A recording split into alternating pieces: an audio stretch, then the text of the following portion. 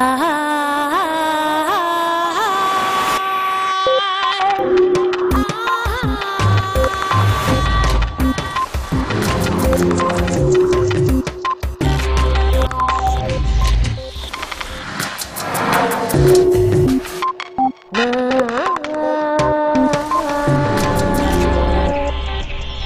estudio de cómo funciona el cerebro ayudará a entender cómo somos y a mejorar nuestra conducta social.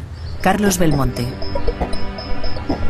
Es uno de los órganos más sofisticados del planeta, pero el cerebro humano, como cualquier otro producto de la evolución, tiene sus limitaciones.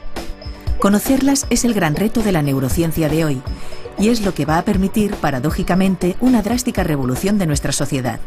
El neurofisiólogo Carlos Belmonte, presidente de la Organización Internacional de Investigación sobre el Cerebro, nos acerca esta semana en redes a los descubrimientos que cambiarán nuestro sistema judicial, nuestra educación y nuestra economía.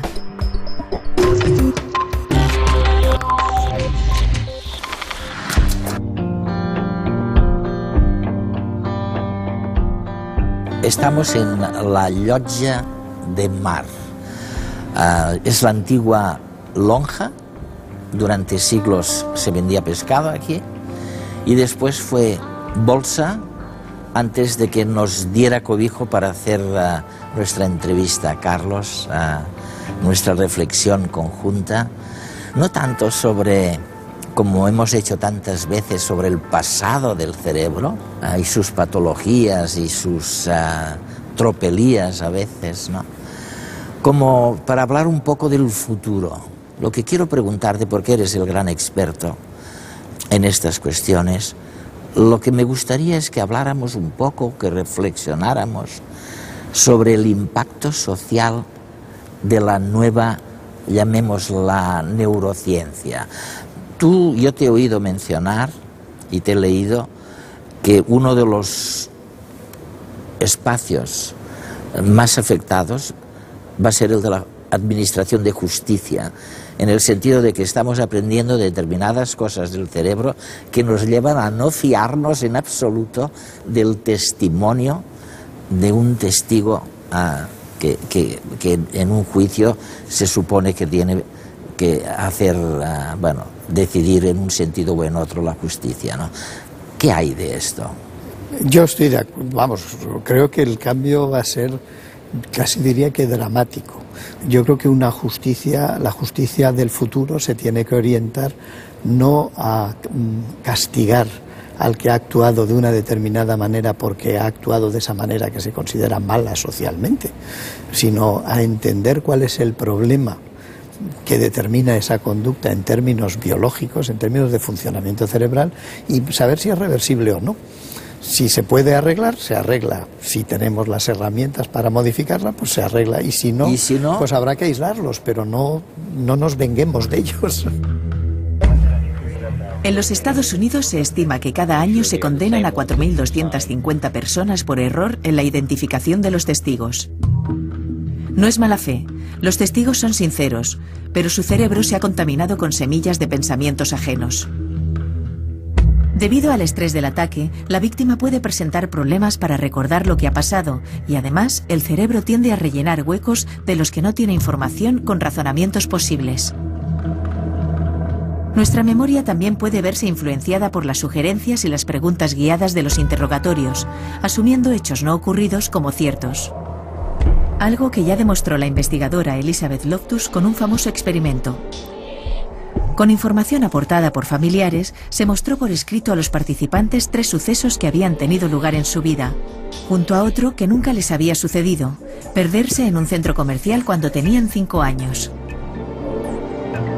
Cuando se les preguntó, el 29% de las personas dijeron que recordaban total o parcialmente el incidente en el centro comercial, e incluso un 25% del total lo seguían recordando en entrevistas posteriores. El incidente se había quedado grabado en su mente. Bajo las circunstancias correctas es fácil deslizar recuerdos en las personas, que luego adornarán con detalles nuevos.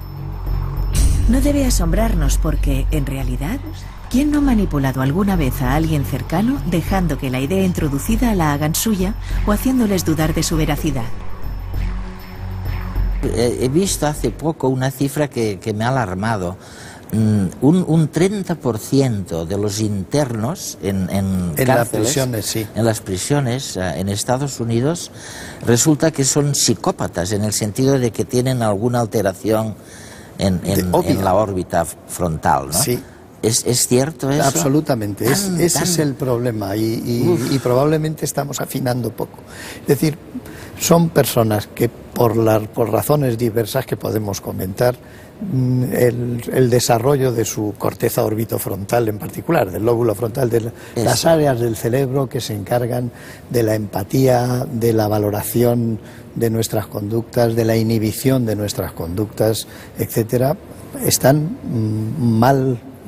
Los circuitos mal gestionados, no funcionan adecuadamente, o simplemente ha habido daños o se han organizado de una manera que socialmente es inaceptable. Entonces, esas personas van a tener una conducta patológica, pero claro, yo creo que es importante ser capaces de distinguir eso, de ver que determinadas conductas son casi imposibles de controlar porque es el mismo cerebro que funciona mal el que tiene que controlar eso, y lo que falla son esos sistemas. Mi pregunta sobre esto es la de saber si existe una tabla de salvación, ¿no? Para mucha gente que probablemente no tienen empatía, o mejor, no la gestionan bien porque nadie les ha enseñado nada. Entonces aquí tenemos una falta de empatía por falta de educación. Seguramente es mi pregunta. ¿Cabe educar a alguien en los temas de empatía y de otras emociones? Yo creo, el cerebro es muy plástico, afortunadamente, es decir, tiene mucha capacidad de aprendizaje. Los periodos infantiles son críticos en ese desarrollo, porque al final estamos hablando de formación de circuitos y conexiones que, por supuesto, tienen una plasticidad a lo largo de la vida, pero limitada en el desarrollo, y sobre todo ya cuando cruza uno la frontera de los 22, 23 años, que es cuando se producen ya el recorte final de las conexiones sinápticas en el cerebro.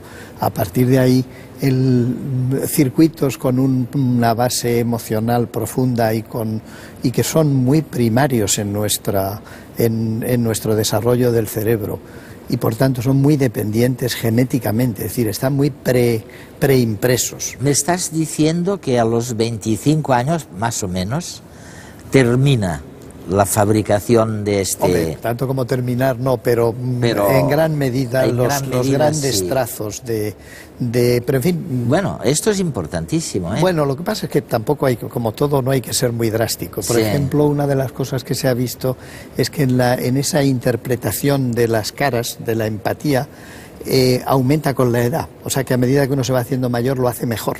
¿Ves? O sea que se está aprendiendo durante periodos mucho más tardíos de la vida. La edad a la que me refiero, que es la de la adolescencia, es que es un momento muy crítico en realmente en la conformación de lo que va a ser la estructura de la corteza orbitofrontal en sentido amplio, cercana a los grandes valores de cómo se organiza. Entonces, por eso la adolescencia es un periodo tan crítico. Es una crisis, ¿no? Efectivamente, ¿no? El 90% de los asesinos en serie son psicópatas, casos extremos de una especie de egoísmo y narcisismo tal en el que mentir, manipular o cometer delitos es asumido como lícito, por lo que no sienten remordimiento ni culpa. Los psicópatas tienen dañada la corteza orbitofrontal y no saben evaluar la expresión facial de las emociones, lo que podría explicar la incapacidad para reconocer y reaccionar a la angustia del otro y así frenar sus impulsos agresivos, dado que no muestran empatía. Los psicópatas asesinos presentan, además, un extenso cuadro de abusos y violencia desde edades muy tempranas, clave para que la tendencia violenta se dispare. Tener la estructura cerebral y genética de un psicópata no nos condena a desarrollar tendencias asesinas si hemos tenido una buena infancia en la que nos hemos sentido seguros y amados. Afortunadamente, no somos solo el fruto de nuestros genes, sino también el de nuestro entorno y nuestra experiencia vital.